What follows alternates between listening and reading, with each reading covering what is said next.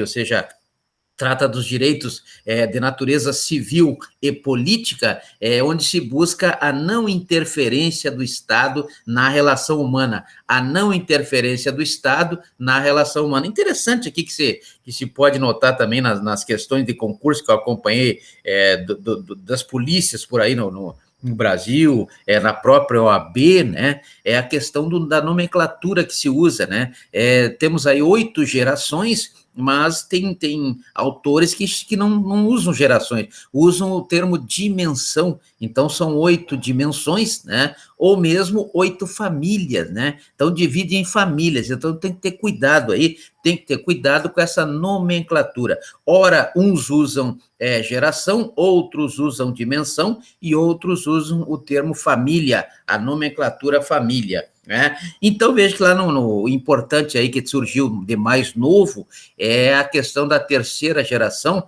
que são os direitos à tutela coletiva, ou seja, a titularidade coletiva, né? Vimos até na questão do direito do trabalho, conforme prevê lá no artigo 511 da CLT, a tutela do direito coletivo de trabalho, né? Então, temos aí, através da Convenção Coletiva de Trabalho do artigo 611, ou mesmo do Acordo Coletivo de Trabalho, lá do artigo 611, parágrafo 1º, etc. Então, o transindividual, ele está mais ou menos entrando aí, está saindo. Antes tínhamos aí só na área do ambiental, na área do direito consumerista, né? Então, hoje nós temos essa tutela coletiva, depois do entendimento do STF, né?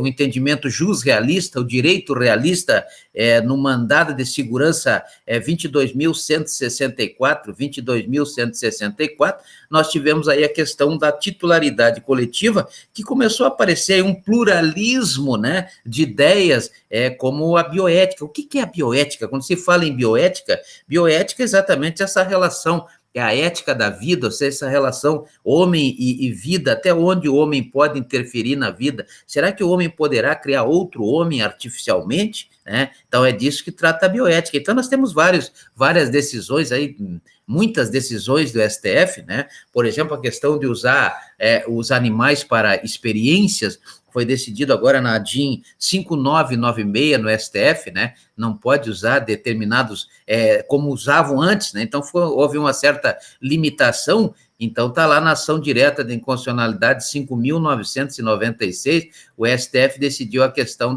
usar os animais aí como experimento, né? Também tivemos a célula-tronco, também a DIN 3.510, essa DIN também trouxe aí as condições para o uso da célula-tronco, né, para evitar que se crie aí super-homens, né, verdade? Para que se criem as máquinas de guerra, né, como criaram aí os cachorros lá na Segunda Guerra. Então, é mais ou menos nessa ideia. Temos a questão da eutanásia, que é um suicídio, o suicídio assistido, né? Isso também ainda não é permitido no Brasil, e tivemos um HC número 104, deixa eu ver se eu lembro agora, 963, 104.963 é o habeas corpus, que o STF julgou aí, ou está julgando ainda, eu até perdi o contato com isso, se está julgando ou não, peço que os senhores façam essa pesquisa para mim, né? Tem o aborto também, aquele aborto permitido nos primeiros 3 meses, em respeito ao livre-arbítrio da mulher, né? Está no HC 124.306, habeas corpus 124.306, né? Temos a questão do anencéfalo também, que é uma possibilidade de aborto a mais, né, prevista lá, porque o artigo 128 do Código Penal traz 2 situações que permitem um aborto, e aí o STF, pelo direito realista, criou mais uma possibilidade, que é o anencéfalo, né, conforme prevê a ação de descumprimento de preceito fundamental, a DPF 54. Então, criou uma terceira possibilidade que não está lá no Código Penal, né? Então, veja que existe aí isso é o bioética. E o que é o biodireito? O biodireito é exatamente essa relação entre a dignidade humana, o princípio da dignidade humana que norteia toda a Constituição Federal, como prevê o artigo 1º, inciso 3º da Constituição Federal, e a bioética, né? A bioética é exatamente essa relação ética da vida, até onde onde o homem pode influenciar na vida, né? Será que o homem pode fazer um rim, um coração, ou fazer alguém nascer de novo, ou alguém que já morreu ter a vida novamente? Isso é o que trata a bioética, né? E o biodireito é exatamente essa relação entre a dignidade da pessoa humana, né, e a bioética, ou seja, até onde é digno, né, voltar, até onde é digno criar determinado medicamento, ou criar uma parte do corpo, por exemplo, né? A pessoa que tem problema de uma perna vai lá e troca a perna, não é verdade? Então, existe essa possibilidade, mas por que não existe? Logicamente que existe, mas por que não tem? Não tem ainda no mercado para vender perna ou coração, né? Eu até compraria um coração gremista, mas por que não há? Exatamente em função do biodireito, essa relação entre a dignidade da pessoa humana, do artigo 1º, inciso 3º da Constituição Federal, e a bioética. Então, nós temos aí 8 gerações, ou 8 dimensões, ou 8 famílias, né, de direitos humanos, mas importante mesmo são as 4 primeiras. A partir da 5ª ainda está meio assim, não existe um posicionamento doutrinário que seja efetivo, né? Que seja realmente importante na 4ª geração é a questão tecnológica, a questão virtual, né? Tanto que surgiram aí a Lei 12.965, que é o Marco Civil da Internet, a Lei 13.709 de 2018, que é a Lei de Proteção de Dados, etc. Então, várias leis que surgiram aí em função exatamente desse entendimento, né? Esse entendimento é baseado na 4ª geração,